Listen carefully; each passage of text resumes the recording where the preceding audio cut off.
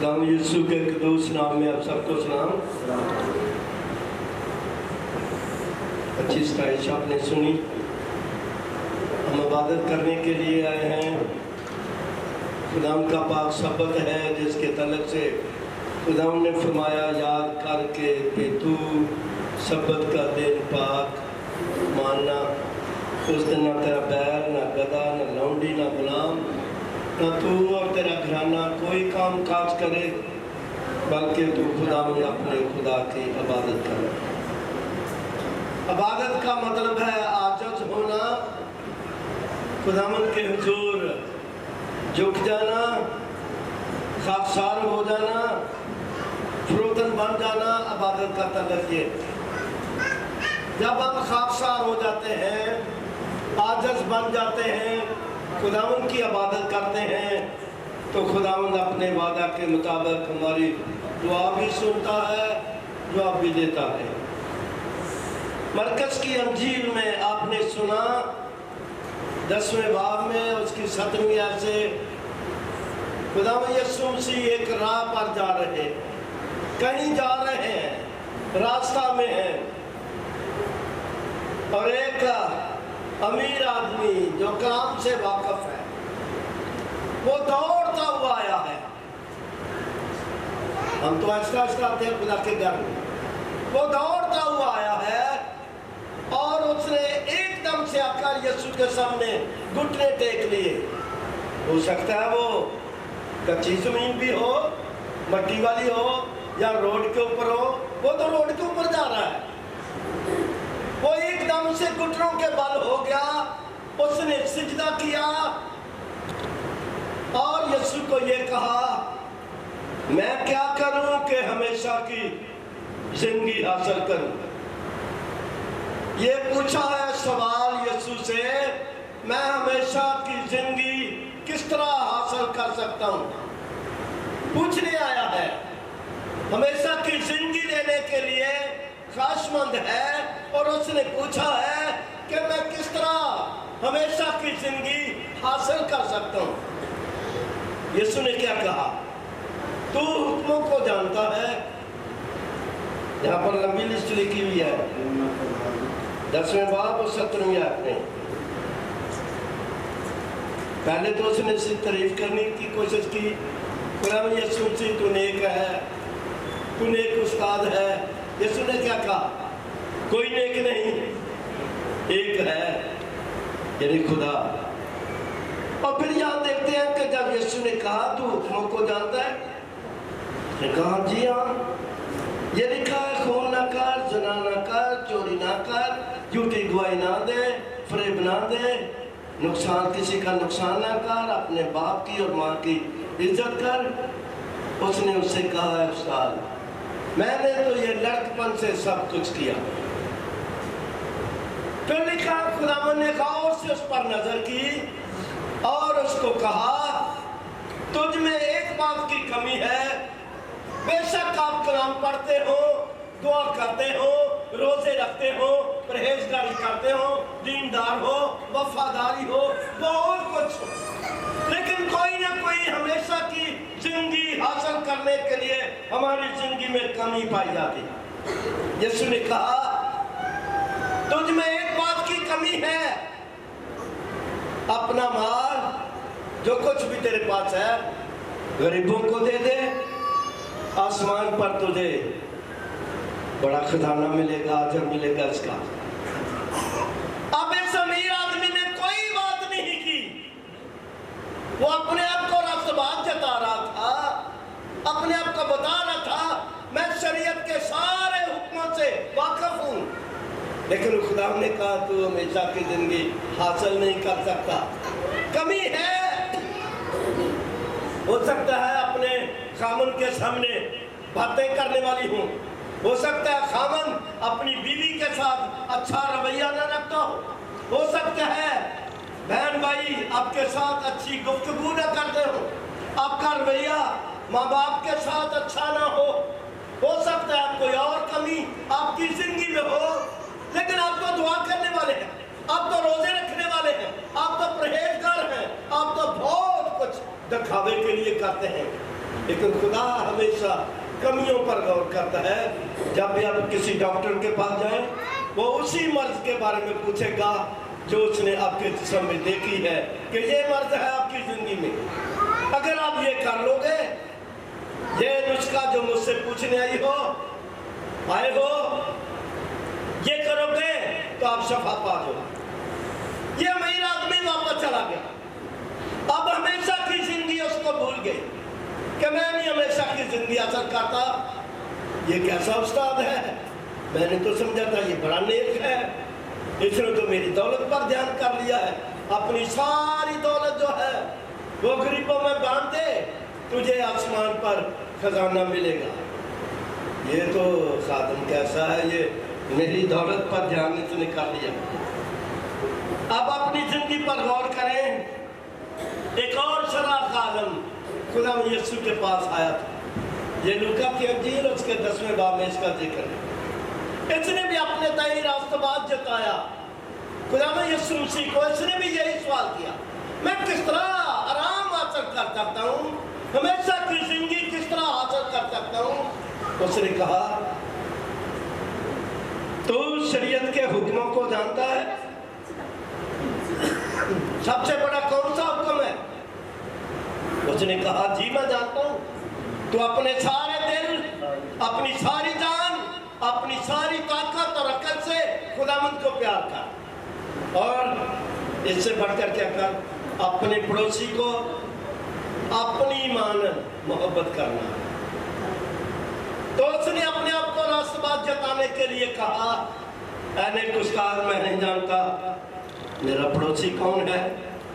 بھائی سلیم کے خاندان کو پتا میرا پڑوسی شہزاد ہے, یا انجم کا خاندان ہے, یا جوید اور ٹینا کا خاندان ہے, مجھے بھی پتا میرا پڑوسی کون ہے.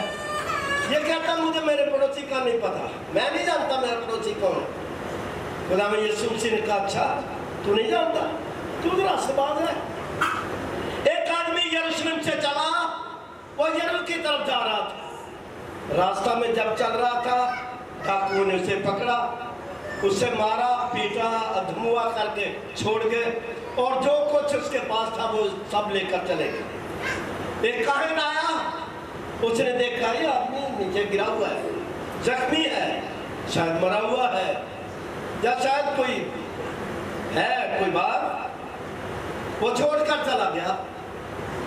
پھر وہ ایک لاوی آ گیا, اس نے بھی دیکھا ایک آدمی نیچے گرا ہوا ہے, لہو نظر آ رہا ہے, زخم ہے اس کے, وہ بھی اس کو دیکھ کر کترا کر چلا گیا.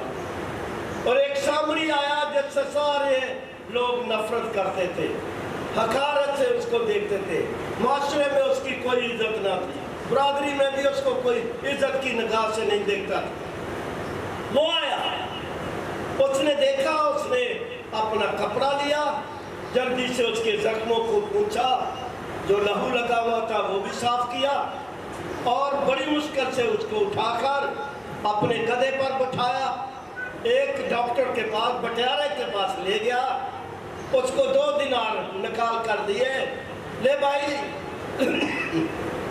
اس کی تیمارداری کرنا, میں ذرا آگے جا رہا ہوں, جب واپس آؤں گا تو پھر میں آ کر سارا آپ کا حساب چکا دوں گا. یسوع نے اس آدمی سے کہا آپ بتائیں تینوں میں سے اس زخمی آدمی کا کون سا پڑوسی تھا؟ اس نے کہا جی یہ آدمی جس نے اس پہ ترس کھایا اور اس کو ڈاکٹر کے پاس لے گیا اور تیمارداری اس کی کروانے کے لیے اس نے پیسے دیے. یسوع نے کیا کہا, جا تو بھی اسی طرح کرنا. وہ بھی مایوس ہو کر چلا گیا. یہ 2 آدمی جو صدا کے عالم, جو اپنے آپ کو سمجھتے تھے ہم بڑے خدا کے قریب ہیں, ہم بڑے خدا کی شریعت کو ماننے والے ہیں, جاننے والے ہیں, لیکن ان میں کمیاں پائی جاتی تھی. کیا ہماری زندگیوں میں بھی کوئی کمی پائی جاتی ہے؟ رومیوں کا خط جب پڑھتے ہیں 3 بات کو کہاں لکھا ہے, کوئی راست باز نہیں, ایک بھی نہیں, سب کے سب نکمے, سب کے سب جاہل ہیں, سب کے سب اس طرح ہی ہے. کیا ہم ان بات کو یقین کرتے ہیں؟ نہیں ہم نہیں, ہماری زندگی میں کوئی گناہ نہیں. یہ سیمینار تھا، اس کے لیے جب ہم دعوتیں دینے گئے تو ایک آدمی کو ملے، میرے ساتھ ایک اور آدمی تھے۔ اس آدمی نے ایک آدمی نے کہا کوئی آدمی مجھ پہ گناہ ثابت کرے۔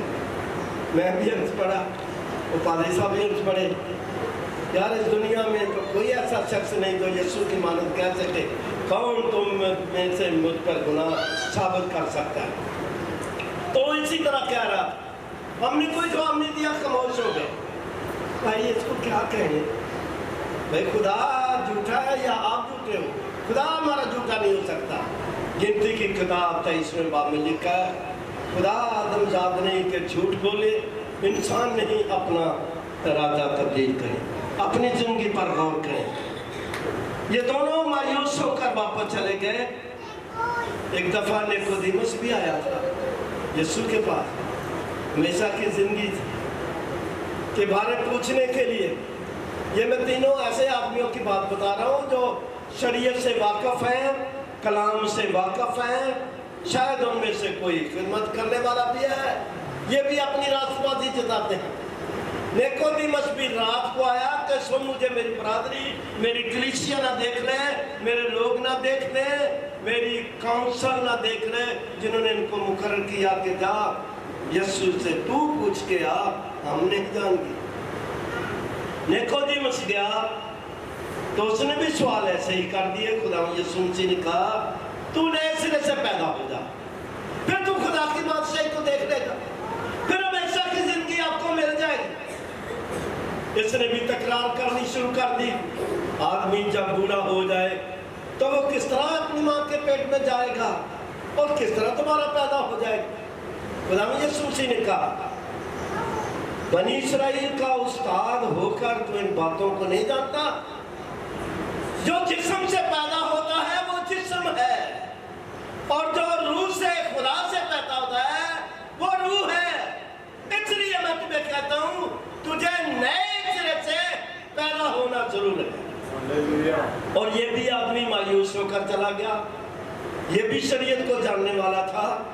آج بھی بہت سارے شریعت کو جاننے والے، ماننے والے ٹھیکیدار ہیں، وہ کہتے ہیں نہیں نہیں نہیں یہ بات غلط ہے۔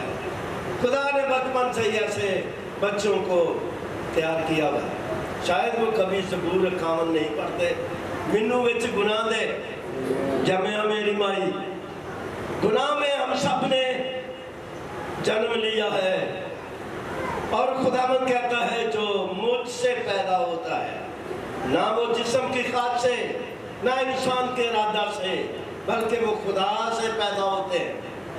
خدا سے پیدا ہو کر ہم ہمیشہ کی زندگی کو حاصل کر سکتے ہیں، آسمان کی بادشاہی کو حاصل کر سکتے ہیں۔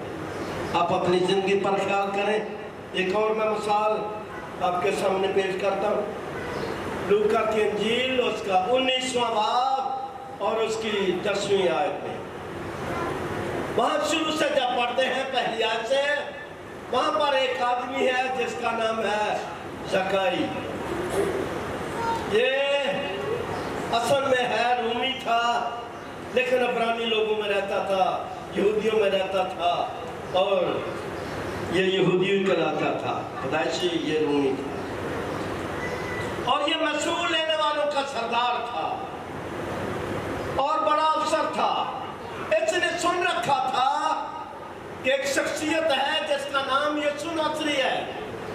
اس نے لازر کو زندہ کر دیا، اس نے یارس کی بیٹی کو زندہ کر دیا، اس نے نائن شہر کی بیوہ کے بچے کو زندہ کر دیا، اس نے جنم کے اندھوں کی آنکھوں کو کھول دیا، لنگڑوں کو چلا دیا، مفلوجوں کو اس نے ایک دم سے ٹھیک کر دیا، چلنے پھرنے کے قابل کر دیا۔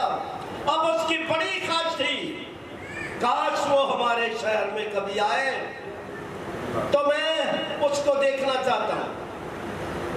اچانک اس نے دیکھا کہ لوگ چوک در چوک سڑکوں پر بھاگے جا رہے ہیں۔ اس نے پوچھا بھائی کہاں جا رہے ہو، کیا ہو رہا ہے؟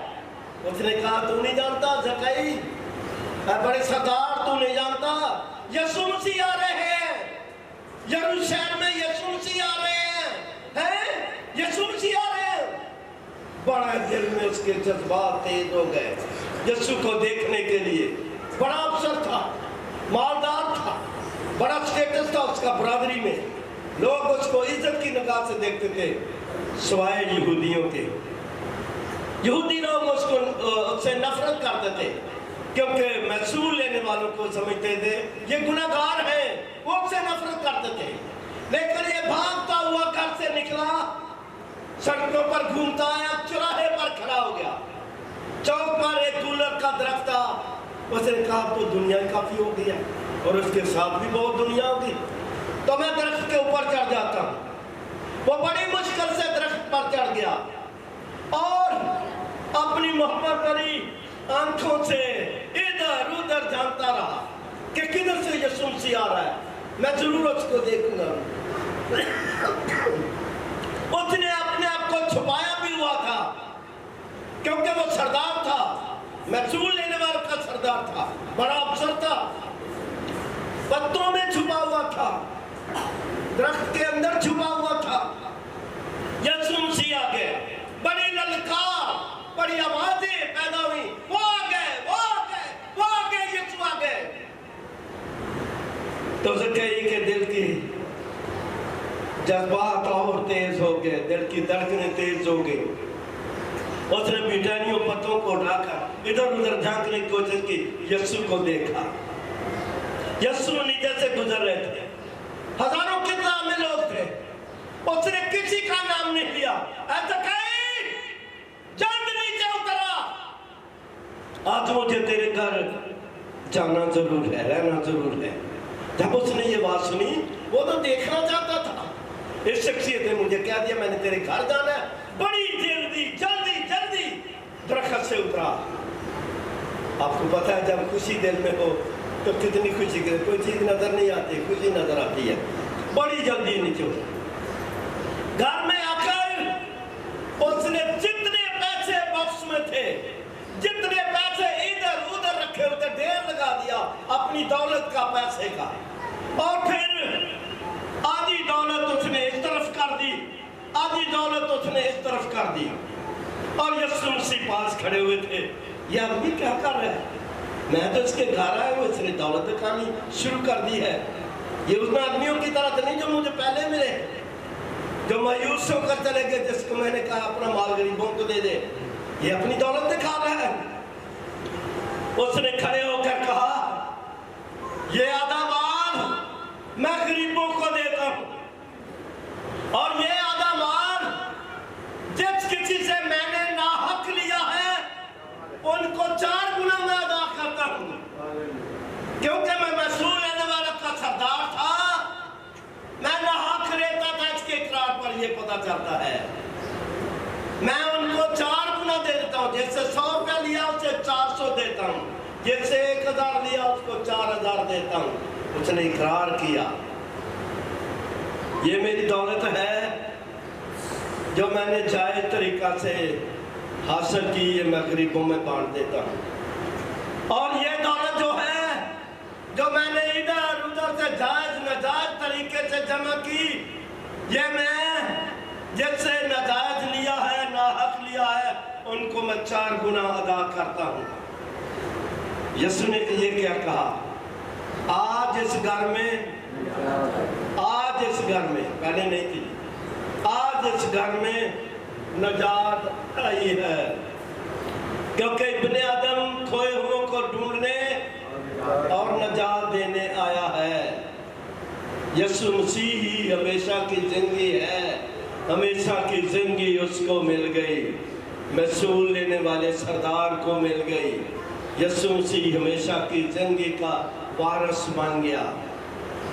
آپ اپنی زندگی پر غور کریں. آگے جو فکر ہے یہ بھی ابراہیم کا, جی بھائیو کیا بہنوں کیا ہے, بولے اٹھی, یہ بھی ابراہیم کا بیٹا ہے. ادھروں بات کاٹن دیئے, ادھر نہیں بنتا پتا بیٹا کو بنی جاتی کی بنتا. یہ بھی ابراہیم کا بیٹا ہے کیونکہ ابن آدم کھوئے ہوئے کو ڈھونڈنے. ابراہیم کن کا باپ ہے؟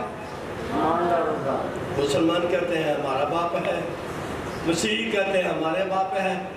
यहूदी कहते हैं वो हमारा बाप है, क्योंकि वो दावा भी करते हैं यूनानी दीन में, जी इब्राहिम तुम्हारा बाप है, और तुम कहते हो कि बियाबान में मन खाया सारे मर गए। मसीह कहते हैं वो हमारा बाप है, यहूदी कहते हैं वो हमारा बाप है, मुस्लिम लोग कहते हैं इब्राहिम हमारा बाप है। वो इन तीनों का बाप, वो किन का बाप है? वो ईमानदारों का बाप है। लिखा है वो ईमानदारों का बाप है। वो तो ईमानदारों का बाप है, जो भी ईमान में कायम रहेगा, मजबूत रहेगा, वो उनका बाप है, दूसरे का बाप नहीं। आज यीशु भी उनका ही है जो दिल से उसको कबूल करते हैं, वो हमेशा की जिंदगी हासिल करते हैं। अपनी जिंदगी पर गौर करें, आपने हमेशा की जिंदगी को कबूल करना है, हमेशा की जिंदगी को लेना है। अपने सरों को खुदा के हुजूर झुकाएं, ख्याल करें हम कौन हैं, हम क्या हैं, हमारा स्टेटस क्या है। क्या हम भी उन लोगों की मानद है जो मायूस होकर चले गए, जिन्होंने यीशु के साथ सवाल किया, अनेक उस्ताद मैं चाहता हूँ कि मैं हमेशा की जिंदगी हासिल करूँ। खुदा ने कहा तुझ में एक बात की कमी है, वह मायूस होकर चले गए, हमेशा की जिंदगी हासिल नहीं की। और दूसरे अमीर आदमी से भी आप ख्याल करते हैं जो शरा का आलम है, वो भी मायूस होकर वापस चला गया, जिसको अपने पड़ोसी का नहीं पता, जिसको खुदा की असली मोहब्बत का नहीं पता। और दूसरे औरतों से कई की देखे, वो भी अमीर आदमी है, लेकिन उसने हमेशा की जिंदगी को आगे नहीं जाने दिया। उसके जज्बात और उसकी ख्वाहिश, उसकी आरज़ू ने मजबूर कर दिया खुदा को कि वो उसको कहे कि आ नीचे उतरा, मैंने आज तेरे घर जाना जरूर है। खुदा में यीशु जी आपकी जिंदगियों में आ जाएगा जब आप सच्चे दिल से पुकारेंगे, दुआ करना शुरू करें, उसको कबूल करेंगे, तो खुदा आपके घर में आएगा, आपकी जिंदगी में आ जाएगा, आपके खानदानी जिंदगी में आ जाएगा, आपके घराने में आएगा, आपकी जिंदगी में आकर आपको शादमानी देगा, हमेशा की जिंदगी की खबर देगा, और आप हमेशा की जिंदगी में बढ़ते जाएंगे। दुआ करें, दुआ का जवाब